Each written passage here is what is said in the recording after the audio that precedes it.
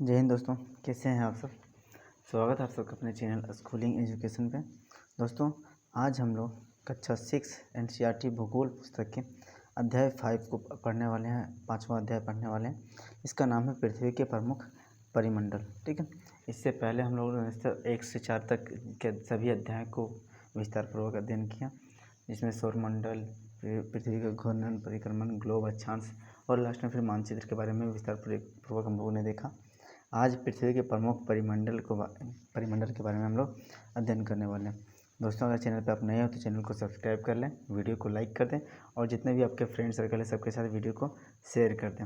ठीक है, तो बिना देरी के चलिए हम लोग अध्याय को शुरू करते हैं। दोस्तों, तो जैसे कि आप पहले अध्याय में पढ़ चुके हैं कि पृथ्वी एकमात्र ऐसा ग्रह है जहाँ पे जीवन संभव है। मैंने पिछले अध्याय में सभी जो पहला अध्याय था दोस्तों, जिसमें हम लोग पृथ्वी के बारे में अध्ययन कर रहे थे सौरमंडल में, तो उसमें बताया था कि पृथ्वी एक ऐसा एकमात्र ग्रह है जहाँ पे जीवन संभव है और जीवन जीने के लिए जो भी उपयोगी तथ्य, जो भी उपयोगी फैक्टर हैं, जैसे वायु, ठीक है, जल, तो यहाँ पे आपके अवेलेबल है। ठीक है, मानव यहाँ जीवित रह सकता है क्योंकि जीवन जीने के लिए आवश्यक तत्व जैसे भूमि, जल, हवा और पृथ्वी पर मौजूद है। ठीक है, पृथ्वी की सतह एक ऐसी है जिसमें पर्यावरण के 3 प्रमुख घटक आपस में मिलते हैं और एक दूसरे को प्रभावित करते हैं। पृथ्वी की सतह किस प्रकार है दोस्तों? इस प्रकार है जिसमें पर्यावरण के तीनों महत्वपूर्ण फैक्टर, ठीक है, महत्वपूर्ण फैक्टर आपस में मिलते हैं और एक दूसरे को प्रभावित करते हैं। ठीक है, अब इनमें से कौन 3 प्रमुख फैक्टर हैं वो भी हम लोग देखेंगे। पृथ्वी की ऐसी सतह है जिसमें पर्यावरण के 3 प्रमुख फैक्टर आपस में मिलते हैं और एक दूसरे को प्रभावित करते हैं। पृथ्वी का ठोस भाग, ठीक है, पहले कौन सी? पृथ्वी का ठोस भाग, जिसे भूमंडल कहते हैं, स्थल मंडल भी कहा जाता है। ठीक है, गैसों की परतें हैं। ठीक, गैसों की परतें दूसरा फैक्टर कौन सा है? गैसों की परत। ठीक है, जो पृथ्वी के चारों ओर घेरी हुई है उसे हम लोग वायुमंडल कहते हैं। दूसरा हो गया, इसमें वायुमंडल में कौन कौन से प्रमुख गैस हैं दोस्तों? तो ऑक्सीजन है, नाइट्रोजन है, कार्बन डाइऑक्साइड है तथा दूसरी अन्य गैसें भी है। पृथ्वी का एक बड़ा भाग जिस पर जल पाया जाता है, जिसे हम लोग जलमंडल के नाम से जानते हैं। 3 फैक्टर कौन कौन से आपके? पहला भूमंडल, दूसरा वायुमंडल और तीसरा जलमंडल। पृथ्वी पे तीनों जो है, तीनों घटक जो है वो पर्यावरण के तीनों घटक आपस में मिलते हैं और एक दूसरे को प्रभावित करते हैं। ठीक, जलमंडल में जल की सभी अवस्थाएं जैसे बर्फ़ हो गया, जल हो गया, जलवाष्प हो गया, ये सभी आपके जलमंडल में पाए जाते हैं। भूमंडल में क्या है? तो पृथ्वी का ठोस भाग जिसमें हम लोग रहते हैं, जिसमें जीव जंतु रहते हैं। वायुमंडल क्या है? तो वायुमंडल में सभी गैसें आते हैं, हवा आती है, ठीक है, जो पृथ्वी के चारों ओर से घिरे हुए हैं। ठीक, और तीसरी क्या है? जलमंडल। जलमंडल क्या है? तो जलमंडल में दोस्तों हम आपका जो जल का तीनों अवस्थाएं हैं, जो आपके बर्फ़ हो गया, जल हो गया, जलवाष्प हो गया, ये तीनों इसमें सम्मिलित हैं। ठीक, एक यहाँ पे शब्दों की उत्पत्ति के बारे में दिया हुआ है, उसको भी हम लोग देख लेते हैं दोस्तों। शब्दों की उत्पत्ति, ग्रीक भाषा में जो लिथस का अर्थ जो है वो पत्थर होता है, और एटमास का अर्थ वाष्प होता है, और हुडर का अर्थ जल। ठीक है, तो इसलिए हम लोग देखते हैं हाइड्रोस्फीयर होता है, एटमॉस्फेयर होता है और लिथोस्फीयर होता है। तो लिथस का अर्थ होता है पत्थर, एटमॉस का अर्थ होता है वाष्प और हुडर का मतलब जल। बायोस का अर्थ होता है जीवन। क्या होता है? जीवन। तो इस प्रकार से अधिक शब्द बना सकते हैं आप। यहाँ पे ये शब्दों की उत्पत्ति से भी प्रश्न कभी कभी पूछ लिया जाता है दोस्तों। तो जैसे पूछ लिया जाता है तो लिथस कौन सा भाषा का शब्द है, हाइड्रोस जो ह्यूडर है तो कौन सा भाषा का शब्द है, एटमॉस कौन सा भाषा का शब्द है, इससे पूछ लिया जाता है, तो उसको भी हम लोग याद रखेंगे। जीवमंडल एक सीमित क्षेत्र है जहाँ पे जल, वायु, हवा, जो जल हो गया, स्थल हो गया, हवा हो गया, एक साथ मिलते हैं और सभी प्रकार के जीवन पाए जाते हैं। ठीक है, तो सबसे पहला फैक्टर है भूमंडल। दोस्तों, इस चैप्टर को हम लोग लेंदी नहीं बनाएंगे और हम लोग आज 2 फैक्टर भूमंडल और जलमंडल को देखेंगे। ठीक है, और अगले वीडियो में हम लोग वायुमंडल और जीवमंडल के बारे में अध्ययन करेंगे। तो सबसे पहला फैक्टर हमारा है भूमंडल। तो भूमंडल के बारे में देखते हैं कि भूमंडल होता क्या। ठीक है, भूमंडल, भू मतलब पृथ्वी हो गया हम लोग, या फिर धरातल के बोल सकते हैं, मंडल मतलब चारों। ठीक है, पृथ्वी के ठोस भाग को हम लोग क्या कहते हैं? भूमंडल कहते हैं, या स्थल मंडल कहते हैं, स्थल मंडल भी इसे कहा जाता है। ठीक है दोस्तों, यह भूप्रपट्टी की चट्टानों तथा पृथ्वी की पतली परतों का बना हुआ है। किसका बना हुआ है? तो यह आपके चट्टानों से बना हुआ है और मिट्टी की पतली परत से बना हुआ है। इसमें जीवों के लिए पोषक तत्व पाए जाते हैं। जीवों के लिए पोषक तत्व पाए जाते हैं जिसके कारण जो जीव जंतु हो गए, पेड़ पौधे हो गए, वृद्धि करते हैं। ठीक है, पृथ्वी की सतह 2 मुख्य भागों में बांटा जा सकता है। बड़े स्थलीय भाग को महाद्वीप के नाम से जाना जाता है और बड़े जलाशय को महासागरीय बेसिन के नाम से जाना जाता है। पृथ्वी का जो सतह भाग है दोस्तों वो दो मुख्य भागों में बांटा जा सकता है। पहला आपका हो गया महाद्वीप, जिसमें स्थलीय भूभाग आते हैं, ठीक है, बड़े। उसके बाद फिर दूसरा महासागरीय बेसिन, जिसमें बड़े जलाशय आते हैं, ठीक है। विश्व के महासागर आपस में एक दूसरे से जुड़े हुए हैं, ठीक है। चित्र 5.1 में हम लोग देखेंगे कि विश्व के जो महासागर हैं वो आपस में क्या है, जुड़े हुए हैं, ठीक है। विश्व के मानचित्र को देखिए, क्या आप सभी स्थलीय भूभाग एक दूसरे से आपस में जुड़े हुए हैं? जिस प्रकार से महासागरीय भाग एक दूसरे से जुड़े हुए हैं दोस्तों, क्या उस प्रकार से स्थलीय भाग एक दूसरे से जुड़े हुए हैं? तो हम लोग देखेंगे अभी चित्र में, ठीक है। समुद्री जल का तल सभी जगह समान होता है। समुद्री जल जो है उस पर तल क्या सभी जगह समान होता है। स्थल की ऊंचाई इसलिए समुद्र तल से मापा जाता है, जिसे शून्य मान लिया जाता है, ठीक है। यह एग्जाम के पॉइंट ऑफ व्यू से इम्पोर्टेंट फैक्ट है दोस्तों। इससे भी एग्जाम में प्रश्न पूछा गया। तो जो समुद्र की ऊंचाई जो है वो, जो स्थलीय भाग की ऊंचाई जो है वो कहाँ से मापा जाता है? तो समुद्र तल से मापा जाता है। क्यों? समुद्र तल जो है वो सभी जगह क्या होता है, समान होता है, ठीक है।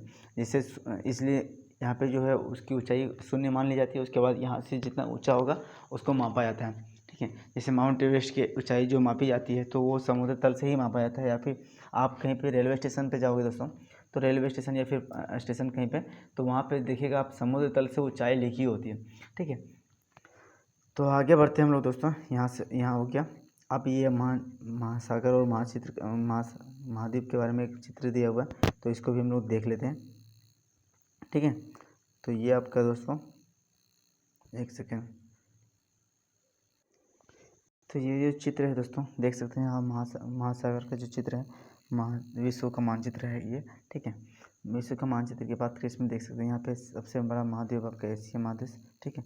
उसके बाद फिर आपका उत्तर अमेरिका, अफ्रीका हो गया, फिर उत्तर अमेरिका हो गया, दक्षिण अमेरिका हो गया, ठीक है। फिर अंटार्कटिका हो गया, यूरोप हो गया, ऑस्ट्रेलिया हो गया। यहाँ पे प्रमुख महाद्वीपों को दर्शाया गया। ये आपका एशिया, ये यूरोप, ये अफ्रीका, ये उत्तरी अमेरिका, यहाँ पे दक्षिणी अमेरिका, यहाँ पे ऑस्ट्रेलिया, या फिर यहाँ पे अंटार्कटिका। ये महादेश को दर्शाया गया, महाद्वीप को दर्शाया गया, ठीक है। इसके साथ साथ यहाँ पे देख सकते हैं प्रशांत महासागर को दर्शाया गया। यहाँ अटलांटिक महासागर, यहाँ हिंद महासागर है, यहाँ आर्कटिक महासागर है, यहाँ पे भी प्रशांत महासागर, ये दक्षिण महासागर है, ठीक है। ये आपके प्रमुख महासागरों और प्रमुख महादेशों को दिखाया गया। उसके बाद फिर कुछ हैं जो पर्वत श्रृंखलाएँ उसके बारे में भी बताया गया। जैसे देख सकते हैं आप यहाँ पे, तो यहाँ पे लिखा हुआ है रॉकी पर्वतमाला, यहाँ पे एंडीज पर्वतमाला, यहाँ पे हिमालय पर्वतमाला है, फिर तिब्बत का पठार है यहाँ पे, फिर यहाँ पे जुराल पर्वत है, ठीक है। तो उसके बाद यहाँ पे एटलस है, एटलस जो है, फिर यहाँ पे ग्रेट डिवाइडिंग रेंज है। तो इस प्रकार से प्रमुख महासागर, प्रमुख महाद्वीपों को यहाँ पे दर्शाया गया है, ठीक है। आगे हम लोग बढ़ते हैं चैप्टर में, अपना अध्याय में, ठीक है। सॉरी, आगे हम लोग बढ़ते हैं दोस्तों यहाँ पे अपने अध्याय में। तो यहाँ पे आप देख सकते हैं, यहाँ पे विश्व का सबसे ऊंचा शिखर यहाँ पे दिया गया है कि जो विश्व का सबसे ऊंचा शिखर है, माउंट एवरेस्ट। कौन सा है? माउंट एवरेस्ट है। वो समुद्र तल से 8,848 मीटर ऊंचा है। और विश्व का सबसे गहरा भाग जो है प्रशांत महासागर का मैरियाना गर्त, उसकी गहराई जो है 11,022 मीटर है। कितनी है? मैरियाना गर्त की गहराई 11,022 मीटर, और माउंट एवरेस्ट की ऊंचाई 8,848 मीटर। तो सोच सकते हैं दोस्तों कि माउंट एवरेस्ट भी अगर मैरियाना गर्त में अगर उसको डुबाया जाए तो वो भी वहाँ पे डूब जाएगा। क्या आपने कभी कल्पना की समुद्र की गहराई पृथ्वी के सबसे ऊंचे भाग से इतनी अधिक भी हो सकती है? कभी आपने सोचा था कि इतना गहरा होगा? नहीं। एक यहाँ पे दिया हुआ है दोस्तों, माउंट एवरेस्ट कुछ क्या आप जानते हैं? तो उसमें दिया हुआ है कि जो न्यूजीलैंड के एडमंड हिलेरी है, ठीक है, एडमंड हिलेरी, और भारत के तेंजिंग नार्गे शेरपा, ये दोनों ने 29 मई 1953 में, क्या हुआ? 29 मई 1953 में पृथ्वी के सबसे ऊंचे शिखर माउंट एवरेस्ट पर चढ़ने वाले प्रथम व्यक्ति थे। दोनों कौन पहला व्यक्ति थे? एडमंड हिलेरी और भारत के तेंजिंग नार्गे शेरपा, ठीक। उसके बाद दोस्तों बात करें तो जापान की जो जुंको तबोई, ठीक है, यह विश्व की पहली महिला थी जिन्होंने 16 मई 1975 को माउंट एवरेस्ट पर कदम रखा। और उसके बाद भारत की पहली महिला जो है बिछेंद्री पाल जो है भारत की पहली महिला बनी जिन्होंने 23 मई को 1984 को माउंट एवरेस्ट पर अपना कदम रखा। तो ये भी आपका इंपॉर्टेंट फैक्ट है दोस्तों, इसको भी याद रखेंगे, इससे भी एग्जाम में प्रश्न पूछे जाते हैं, ठीक है। आगे हम लोग दोस्तों अब जो भूमंडल हम लोग पढ़ रहे हैं, स्थलमंडल पढ़ रहे हैं, उसमें सबसे पहला दिया है महाद्वीप, ठीक है। तो तो हम लोग अभी महाद्वीप के बारे में चर्चा करेंगे कि महाद्वीप क्या होता है, ठीक है, कितने महाद्वीप हैं। तो महाद्वीप है दोस्तों, महाद्वीप जो जो बड़े भूभाग है पृथ्वी पे, धरातल पे जो बहुत बड़े स्थलीय भूभाग है उसको हम लोग महाद्वीप कहते हैं। पृथ्वी पे 7 प्रमुख महाद्वीप है। कौन है? 7 प्रमुख महाद्वीप हैं। ये विस्तृत जलराशि के द्वारा एक दूसरे से अलग होते हैं। अभी हम लोग ने चित्र में देखा कि जो एक दूसरे से किस प्रकार से अलग होते हैं, तो ये जलराशियों के द्वारा, महासागरों के द्वारा अलग होते हैं। ये कौन कौन से महाद्वीप है दोस्तों? तो एशिया, यूरोप, अफ्रीका, उत्तर अमेरिका, दक्षिण अमेरिका, ऑस्ट्रेलिया और अंटार्कटिका। तो ये आपके प्रमुख महाद्वीप हैं, ठीक है। चित्र 5.1 में हम लोगों ने इसके बारे में देखा कि सबसे बड़ा भाग जो उत्तरी गोलार्ध में पाया जाता है। हम लोगों ने देखा कि विश्व को जो, ध्यान दीजिए कि स्थल का जो बहुत बड़ा भाग है वो उत्तरी गोलार्ध में पाया जाता है। जो धरातल वाला जो भाग है जहाँ पे स्थलीय भाग पाया जाता है तो वो ज़्यादा मात्रा में उत्तरी गोलार्ध में पाया जाता है। दक्षिणी गोलार्ध में महासागर ज़्यादा है, ठीक है। आगे बात करें तो सबसे पहला है एशिया महाद्वीप। एशिया महाद्वीप जो है वह विश्व का सबसे बड़ा महाद्वीप है। एशिया महाद्वीप विश्व का सबसे बड़ा महाद्वीप है। यह पृथ्वी के कुल क्षेत्रफल का 1/3 भाग में फैला है। कितना? पृथ्वी के कुल क्षेत्रफल का 1/3 भाग में कौन सा फैला है? एशिया महाद्वीप फैला है। यह महाद्वीप पूर्वी गोलार्ध में स्थित है। कहाँ पे? पूर्वी गोलार्ध में स्थित है। कर्क रेखा इस महाद्वीप के से होकर गुजरती है।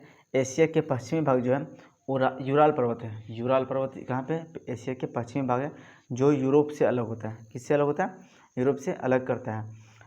यूरोप और एशिया के जो संयुक्त भूभाग है उसको हम लोग क्या कहते हैं? यूरेशिया भी कहा जाता है। यूरोप प्लस एशिया, जिसको यूरेशिया के नाम से भी जाना जाता है। यूरेशिया में कौन कौन से देश है? तो यूरोप और एशिया देश आते हैं, ठीक है, एशिया महादेश। दूसरा हमारे दोस्तों यूरोप की बात करें तो यूरोप जो है एशिया से बहुत छोटा है। यूरोप क्या है? एशिया से बहुत छोटा है। यह महाद्वीप एशिया के पश्चिम में स्थित है। कहाँ पे स्थित है? एशिया के पश्चिम में। जो आर्कटिक वृत्त है 66.5 डिग्री जो आर्कटिक वृत्त है यह इससे होकर गुजरता है। किससे? यूरोप से। यह 3 तरफ से जल से घिरा है। किससे? कितने साइड से? 3 तरफ से जल से घिरा है, जिसलिए इसको हम लोग क्या बोलते हैं? एक प्रायद्वीपीय द्वीप के नाम से, प्रायद्वीपीय महाद्वीप के नाम से भी जाना जाता है यूरोप को, ठीक है। विश्व के मानचित्र पर देखिए इसकी स्थिति और पता लगाइए। आगे दोस्तों अफ्रीका के बारे में चर्चा करें तो अफ्रीका क्या है? अफ्रीका है एशिया के बाद विश्व का दूसरा सबसे बड़ा महाद्वीप है। कौन सा? अफ्रीका, ठीक है। विषुवत वृत्त मतलब 0 डिग्री अक्षांश इस महाद्वीप को लगभग मध्य से गुजरता है। कहाँ से गुजरता है? मध्य से गुजरती है, ठीक है। अफ्रीका का एक बड़ा भाग उत्तरी गोलार्ध में स्थित है। आप 5.1 चित्र को देखिए और पाएंगे कि यह एक ऐसा महाद्वीप है जिससे होकर कर्क रेखा, विषुवत रेखा और मकर रेखा तीनों प्रमुख रेखाएं गुजरती है। तो एग्जाम में प्रश्न पूछा जाता है दोस्तों कि ऐसा कौन सा महाद्वीप है जिससे तीनों प्रमुख रेखाएं गुजरती है, तो वो आपका अफ्रीका है। कौन कौन सी रेखाएं? विषुवत रेखा, मकर रेखा और कर्क रेखा, ठीक है। सहारा जो विश्व का सबसे बड़ा गर्म रेगिस्तान है, तो सहारा रेगिस्तान वो कहाँ पे है? तो ये आपका अफ्रीका में स्थित है, ठीक है। जो अफ्रीका में स्थित है विश्व का सबसे बड़ा गर्म रेगिस्तान, ठीक। यह महाद्वीप चारों तरफ समुद्रों और महासागरों से घिरा है, ठीक है। विश्व के मानचित्र में इसको स्थिति देख सकते हैं हम लोग। क्या आप देखेंगे कि विश्व की सबसे लंबी नदी जो है नील नदी अफ्रीका के मध्य से होकर गुजरती है। तो विश्व की सबसे बड़ा गर्म रेगिस्तान कौन सा है? वो सहारा है। कहाँ पे है? तो अफ्रीका में है। विश्व की सबसे लंबी नदी कौन सी है? तो नील नदी है। वो कहाँ पे है? तो आपका ये भी आपकी अफ्रीका में है। और विश्व की बात करें तो यहाँ से जो तीनों प्रमुख रेखाएं हैं वो आपका यहाँ इसी से गुजरता है, ठीक है। कहाँ से? तो अफ्रीका से। आगे बात करें तो उत्तरी अमेरिका की चर्चा करें तो उत्तरी अमेरिका क्या है? तो विश्व का तीसरा सबसे बड़ा महाद्वीप है। कितना? तीसरा सबसे बड़ा महाद्वीप। यह दक्षिण अमेरिका में एक संक्रिय स्थल से जुड़ा है। किससे? दक्षिण अमेरिका से एक संक्रिय स्थल से जुड़ा है जिसका नाम है पानमा स्थल संधि, ठीक है। हम लोग चित्र को मैंने देख सकते हैं यहाँ पे पानमा स्थल संधि। ये जो आपका देख सकते हैं ये आपका उत्तरी अमेरिका हो गया ये, ठीक है। और ये आपका दक्षिणी अमेरिका। तो ये जो पतला संक्रिय भाग से ये जुड़ रहा है तो इसको हम लोग क्या किस नाम से जानते हैं? तो पानमा स्थल संधि के नाम से जानते हैं, ठीक है। तो ठीक है, अब यहाँ पे अभी अफ्रीका महाद्वीप के बारे में देखा तो हम लोग ये विषुवत रेखा आपका 0 डिग्री अक्षांश रेखा, ठीक है। ये आपका विषुवत रेखा हो गया, ठीक। और ये आपका कर्क रेखा 27.5 डिग्री और ये का मकर रेखा 27.5 डिग्री। आपका जो प्रमुख तीनों रेखाएं वो आपका अफ्रीका से होकर गुजरता है। और ये आपका नील नदी है यहाँ पे, ठीक है। नील नदी, एक सेकंड रुक जाइए, ये आपका नील नदी कहाँ पे है? तो ये आपका नील नदी है, ठीक है। नील नदी विश्व की सबसे लंबी नदी है। तो ये कहाँ से है? तो ये आपका अफ्रीका में है। यहाँ पे सहारा मरुस्थल है। तो ये विश्व का सबसे बड़ा गर्म स्थल तो सहारा मरुस्थल भी आपका ये आपका अफ्रीका में है, ठीक है। अभी हम लोगों ने चर्चा किया तो एशिया और यूरोप के बारे में। तो एशिया देखिए, जो एशिया जो है विश्व का सबसे बड़ा जो महाद्वीप है, ठीक है, यह पृथ्वी का 1/3 जो भाग स्थल घेरता है, ठीक है। ये यूराल पर्वत यहाँ पे है, तो यूराल पर्वत क्या करता है, एशिया और यूरोप को अलग करता है, ठीक है। जो यूरोप है आपका 3 साइड से आपका पानी से घिरा, जिसके कारण इसको महाद्वीपीय महादेश भी कहा जाता है, सॉरी प्रायद्वीपीय महादेश भी कहा जाता है, ठीक है। आगे हम लोग बढ़ते हैं अपने अध्याय पे, ठीक है। उत्तरी अमेरिका के बारे में चर्चा करते थे। ये विश्व का तीसरा सबसे बड़ा महाद्वीप है। यहाँ संकरे भाग से जुड़ा है दक्षिण अमेरिका से, जिसको हम लोग पानमा स्थल संधि के नाम से जानते हैं, ठीक है। यहाँ चित्र में देख सकते हैं, चित्र में दर्शाया गया है, ठीक है, स्थल संधि और जल संधि क्या होता है। तो बात करें तो स्थल संधि, दोस्तों स्थल संधि क्या होता है, तो स्थल संधि एक ऐसा पतला संकरा भाग होता है जो 2 स्थलीय भागों को एक दूसरे से जोड़ता है, ठीक है। जैसे देख सकते हैं यहाँ पे उत्तरी अमेरिका हो गया और ये दक्षिणी अमेरिका को ये पानमा स्थल संधि यहाँ पे जोड़ रहा है, तो उसको हम लोग क्या कहते हैं, स्थल संधि के नाम से जानते हैं, ठीक है। ये क्या है, स्थल संधि है। और जल संधि क्या होता है दोस्तों, तो जल संधि क्या होता है, दो स्थलीय भागों को अलग करता है, ठीक है। जैसे पानी का वह संकरा भाग जो 2 बड़ी जल राशि जैसे महासागरों और महासागरों को जोड़ता है, ठीक है, एक दूसरे से क्या करता है, समुद्र और महासागरों को जोड़ता है, लेकिन स्थलीय भाग को क्या करता है, अलग करता है, ठीक है। जैसे यहाँ पे पाकिस्तान जो भारत है और श्रीलंका के बीच में एक जल संधि है, जिसके नाम क्या है दोस्तों, तो ये आपका पाक जल संधि के नाम से भी जाना जाता है। कौन सा जल संधि, पाक जल संधि के नाम से भी जाना जाता है, ठीक है। ये आपका यहाँ पे ये आपका श्रीलंका और भारत के बीच में पाक जल संधि के नाम से इसको जानते हैं, ठीक है। जल संधि और स्थल संधि आप समझ गए दोस्तों, जल संधि क्या होता है और स्थल संधि क्या होता है, ठीक है। आगे हम लोग बढ़ते हैं, तो यहाँ पे हम लोग उत्तरी अमेरिका के बारे में जान रहे थे। तो उत्तरी अमेरिका जो वहाँ पे क्या है, तो स्थल संधि है, पानमा स्थल संधि से वह दक्षिणी अमेरिका से अलग होता है। यह महाद्वीप पूरी तरह से उत्तरी एवं पश्चिमी गोलार्ध में स्थित है। कहाँ स्थित है, उत्तरी एवं पश्चिमी गोलार्ध में स्थित है। यह महाद्वीप 3 ओर से महासागरों से घिरा हुआ है। ये तीनों महासागर का नाम बताना है आपको, ठीक है। यह तीनों महासागर कौन कौन सा है आपका, तो एक साइड यहाँ पे प्रशांत महासागर है, इस साइड अटलांटिक महासागर है, और ऊपर साइड में क्या है, आर्कटिक महासागर है, ठीक है। अब दक्षिणी अमेरिका की बात करें तो दक्षिणी अमेरिका क्या है दोस्तों, तो दक्षिणी अमेरिका अधिकांश भाग जो है दक्षिणी गोलार्ध में स्थित है। कहाँ पे, दक्षिणी गोलार्ध में। इसके पूर्व एवं पश्चिम में कौन से 2 महासागर हैं, तो पूर्व में जो है वो आपका अटलांटिक महासागर है, पूर्व में क्या है, अटलांटिक महासागर, और पश्चिम में क्या है, प्रशांत महासागर है, ठीक है। तो विश्व की सबसे लंबी जो पर्वत श्रृंखला है एंडीज पर्वत श्रृंखला है, जहाँ पे दोस्तों यहाँ से आपके उत्तर से दक्षिण की ओर फैला हुआ है एंडीज पर्वत श्रृंखला, यहाँ जो है कहाँ पे है, तो आपका दक्षिण अमेरिका में है, ठीक है। जो विश्व की सबसे बड़ी नदी है या फिर नदी द्रोणी है, तो सबसे बड़ी कौन सी है, अमेजन नदी बेसिन है, ठीक है। तो यह कहाँ पे है, तो आपका दक्षिण अमेरिका में है, ठीक है। ये एंडीज पर्वतमाला से निकलती है और यहाँ पे आके आपका कहाँ पर मिलता है, अटलांटिक महासागर में मिल जाता है, ठीक है। उसके बाद ऑस्ट्रेलिया की बात करें दोस्तों, तो ऑस्ट्रेलिया क्या है आपका, ऑस्ट्रेलिया विश्व का सबसे छोटा जो है महाद्वीप है, ठीक है। इसके पूरी तरह जो है वह दक्षिणी गोलार्ध में स्थित है। कहाँ पे स्थित है, दक्षिणी गोलार्ध में। यह चारों तरफ महासागरों और समुद्र से घिरा है, इसलिए इसको द्वीपीय महाद्वीप के नाम से भी जाना जाता है, ठीक है। इसमें कई सारे, सिर्फ एक ऑस्ट्रेलिया जो है एक जो उसका सबसे बड़ा द्वीपीय समूह का सबसे बड़ा द्वीप है, जिसका नाम ऑस्ट्रेलिया है, ठीक है। ये कई सारे द्वीपीय समूह से मिल के बना है, जिसको हम लोग ओसेनिया के भी नाम से जानते हैं, ठीक है। ओसेनिया महाद्वीप के नाम से भी जाना जाता है इसको। यह कई सारे महाद्वीपों का कई सारे द्वीपों का समूह है, ठीक है। इसमें सबसे बड़ा द्वीप जो है वो ऑस्ट्रेलिया है, ऑस्ट्रेलिया देश है, ठीक है, जिसके नाम पे ऑस्ट्रेलिया महाद्वीप के भी नाम से भी जाना जाता है, ठीक है। यहाँ पे इसको द्वीपीय महाद्वीप भी कहा जाता है, क्योंकि यह कई सारे द्वीपों समूह से मिल के बना है, ठीक है। यह सबसे छोटा महाद्वीप है। इसको प्यासी भूमि का भी देश कहा जाता है। प्यासी भूमि का देश किसको कहा जाता है, तो ऑस्ट्रेलिया महाद्वीप को कहा जाता है, ठीक है। आगे बात करें दोस्तों, तो अंटार्कटिका महाद्वीप के बारे में, तो यह एक बहुत बड़ा महाद्वीप है। अंटार्कटिका जो है एक बहुत बड़ा महाद्वीप है, जो दक्षिणी गोलार्ध में स्थित है। पूरी तरह से कहाँ पे, दक्षिणी गोलार्ध में स्थित है। दक्षिणी ध्रुव इस महाद्वीप के मध्य में स्थित है। दक्षिणी ध्रुव कहाँ स्थित है, इस महाद्वीप के मध्य में स्थित है। चूँकि यह दक्षिणी ध्रुव के क्षेत्र में स्थित है, इसलिए हमेशा मोटी बर्फ़ की जो चादर है उससे ढका होता है, ठीक है। यहाँ पे किसी तरह का मानवीय निवास नहीं होता है, यहाँ पे कोई भी मानव निवास नहीं है यहाँ पे, ठीक है। यहाँ पे बहुत सारे देशों के शोध केंद्र स्थित हैं, जैसे भारत के भी शोध केंद्र स्थित है, जिसका नाम मैत्री और भारती है। क्या नाम है, मैत्री और भारती। ठीक है, आगे बात करें जलमंडल के बारे में, तो जलमंडल हम लोग ने भी चर्चा किया। स्थलमंडल में सबसे पहला आपका जो है आपका जो महाद्वीपों के बारे में चर्चा किया। अब हम लोग आते हैं जलमंडल के बारे में। ठीक है, जलमंडल जो है जो दोस्तों, इसको पृथ्वी को नीला ग्रह कहा जाता है। पृथ्वी को नीला ग्रह हम लोग पिछले अध्याय में भी चर्चा की। पृथ्वी को नीला ग्रह क्यों कहता है, तो पृथ्वी के 3 भागों में, अगर 4 भागों में डिवाइड करें तो 3 तिहाई भागों में, ठीक, 3 भागों में क्या आपका जल का वास है। ठीक है, जल है, मतलब 71%, लगभग 71% भाग पे जल का भाग है, इसलिए इसको क्या कहा जाता है, और अंतरिक्ष से देखने पर ये नीला दिखाई देता है। ठीक है, इसके कारण इसको हम लोग नीला ग्रह के नाम से भी जानते हैं। 29% भाग पर स्थल मात्र है और 71% भाग पे जल है। ठीक, और अंतरिक्ष से देखने पर कैसा दिखाई देता है, नीला दिखाई देता है, इसके कारण इसको क्या कहा जाता है, नीला ग्रह कहा जाता है।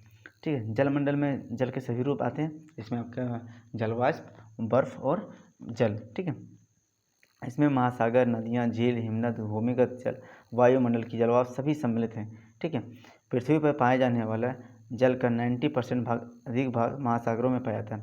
पृथ्वी पर जितना पानी है अवेलेबल है, उसका 90% भाग, अगर 100% में से 90% भाग क्या है आपका कहाँ पे अवेलेबल है, तो वो महासागरों में स्थित है। और वह इतना खारा होता है कि पीने लायक नहीं है। ठीक है, बहुत ज़्यादा खारा होता है, ये पीने लायक नहीं है। ठीक है, इस आगे हम लोग चर्चा करें, मानव के उपयोग में नहीं आ सकता है। शेष जल का बहुत बड़ा भाग जो है वो कहाँ पे है, तो बर्फ़ की चादरों और हिमनद में है। ठीक है, भूमिगत जल के रूप में पाया जाता है। तो जो आलवन जल है, जो पीने योग्य जल है, जल का बहुत कम भाग आलवन जल के रूप में अवेलेबल। तो बात करें दोस्तों, जो महासागर में जो आपका 97% भाग जो है पानी का, वो आपका महासागर में है। महासागर का जो पानी है वो बहुत ज़्यादा खारा है। ठीक है, और उसके बाद जो शेष जल है 3% भाग लगभग, वो बर्फ़ की चादरों और हिमनदों, ठीक है, और भूमिगत जल के रूप में अवेलेबल है। और जो पीने के लिए पानी जो है अलवणीय जल है, वो बहुत कम ही मात्रा में अवेलेबल है, लगभग 0.5 के आसपास है अवेलेबल। ठीक है, जिसके कारण और जो हिमनद है, बर्फ़ की चादर है में वहाँ, और भूमिगत जल में वहाँ पे पीने योग्य पानी है, लेकिन वहाँ पे जो है वहाँ तक पहुँच नहीं हो पाता है। ठीक है, जैसे हिमनद में, तो हिमनद से पानी, स्वच्छ पानी यहाँ लाना कैसे लाना पॉसिबल थोड़ी ना है। ठीक है, बर्फ़ की परतों में वहाँ पे जमा हुआ है। ठीक है, वो धीरे धीरे पिघल के नदियों के माध्यम से हमारे पास पहुँचता है। ठीक है, तो ये सारा क्या है, अलोनी जल जो है बहुत कम मात्रा में पीने योग्य है, जिसके कारण पानी की समस्या हम लोग देखते हैं आए दिन आते रहती है। यही कारण है कि नीले ग्रह में रहने के बावजूद भी हम पानी की कमी महसूस करते हैं। गर्मियों के दिनों में लोग कितने परेशान होते हैं पानी के लिए। आप जो न्यूज़पेपर है, वो आर्टिकल्स है, वो आप लोग पढ़ते होंगे तो देख सकते हैं कि किस प्रकार से लोग जो है पानी की समस्या के कारण जूझते हैं। ठीक है, तो महासागर की बात करें तो इसमें महाद्वीप और महासागर में सबसे पहले, जलमंडल में सबसे पहले क्या है, महासागर है। तो महासागर कितने महासागर है, तो हम लोगों ने चर्चा किया, प्रशांत महासागर, अटलांटिक महासागर, हिंद महासागर और आर्कटिक महासागर और दक्षिण महासागर। ठीक है, तो जो महासागर है वो जलमंडल का मुख्य भाग है, ये आपस में एक दूसरे से जुड़े हुए हैं। महासागरीय जल हमेशा गतिशील रहता है। महासागरीय जल जो है वो हमेशा क्या रहता है, गतिशील रहता है। और इसकी गतिशीलता में कितने प्रकार की गतियाँ हैं, तो तरंग, ज्वार भाटा तथा महासागरीय धाराएं महासागरीय जल की 3 प्रमुख गतियाँ हैं। कौन कौन सी हैं, तरंग हो गया, ज्वार भाटा हो गया और महासागरीय धाराएं। या महासागर की जो गति है वो 3 प्रमुख गति हैं। बड़े से छोटे आकार की अगर बात करें तो सबसे बड़ा जो 5 महासागर कौन कौन से हैं, तो प्रशांत महासागर, अटलांटिक महासागर, हिंद महासागर और दक्षिण महासागर। उसके बाद सबसे छोटा महासागर आर्कटिक महासागर है। ठीक है, तो ये आपका जो है वो आकार के हिसाब से है। ठीक है, इसको याद रखेंगे, मैच द फॉलोइंग में आता है, इसको अरेंज करने में भी प्रश्न पूछा जाता है इससे। आगे बात करें दोस्तों, तो प्रशांत महासागर जो है, प्रशांत महासागर की बात करें तो प्रशांत महासागर सबसे बड़ा महासागर है। सबसे बड़ा महासागर आपका प्रशांत महासागर है। पृथ्वी 1/3 भाग पर फैला है। कितना, पृथ्वी के 1/3 भाग पे यह फैला है। पृथ्वी का सबसे गहरा भाग जो है मरियाना गर्त, वह प्रशांत महासागर में स्थित है। ठीक है, प्रशांत महासागर की आकृति कैसी है, तो यह वृत्ताकार है। याद रखेंगे, प्रशांत महासागर की आकृति कैसी है, तो यह वृत्ताकार है। ठीक है, एशिया, ऑस्ट्रेलिया, उत्तर एवं दक्षिण अमेरिका इसके चारों ओर स्थित है। चित्र 5.1 देखेंगे तो प्रशांत महासागर के चारों ओर महाद्वीपों की स्थिति को हम लोग पता लगा सकते हैं। ठीक, आगे बात करें अटलांटिक महासागर, तो अटलांटिक महासागर जो है वह विश्व का दूसरा सबसे बड़ा महासागर है। विश्व का दूसरा सबसे बड़ा महासागर कौन सा है, आपका अटलांटिक महासागर। यह अंग्रेजी के अक्षर एस के समान है। ठीक है, किस समान है? एस के समान। और प्रशांत महासागर कैसा था? वो सर्कुलर था, वृत्ताकार। इसके पश्चिमी किनारे पर दोस्तों उत्तर एवं दक्षिणी अमेरिका अवेलेबल है।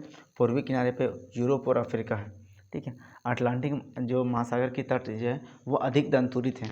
दंतुरित है, दंतुरित मतलब कटा छटा है। तो यह जो अनियमित और दंतुरित रेखा जो प्राकृतिक पोताश्रयों एवं पत्तनों के लिए आदर्श स्थिति है। इससे भी एग्जाम में प्रश्न पूछा गया है दोस्तों। ठीक है, अटलांटिक महासागर की जो रेखा है वो किस प्रकार है? तो दंतुरित है। ठीक है, जिसके कारण यह किसके लिए ज़्यादा क्या बोलते हैं बेस्ट है? तो प्राकृतिक पोताश्रय और पत्तनों के लिए आदर्श स्थिति है। ठीक है, जो अटलांटिक महासागर है दोस्तों व्यापार की दृष्टि से सबसे व्यस्तम महासागर है। विश्व का सबसे व्यस्तम महासागर जो है तो ये व्यापार की दृष्टि से सबसे व्यस्त है। ठीक है, और नेक्स्ट है जो दोस्तों आपका हिंद महासागर। हिंद महासागर की बात करें तो एक ऐसा महासागर जिसकी नाम किसी देश के नाम पर है।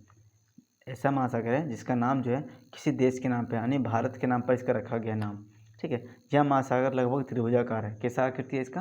त्रिभुजाकार। यह उत्तर में एशिया, पश्चिम में अफ्रीका और पूर्व में ऑस्ट्रेलिया स्थित है। नेक्स्ट महासागर है दोस्तों आपका दक्षिण महासागर। दक्षिण महासागर की बात करें तो अंटार्कटिका महाद्वीप के चारों ओर से घेरता है।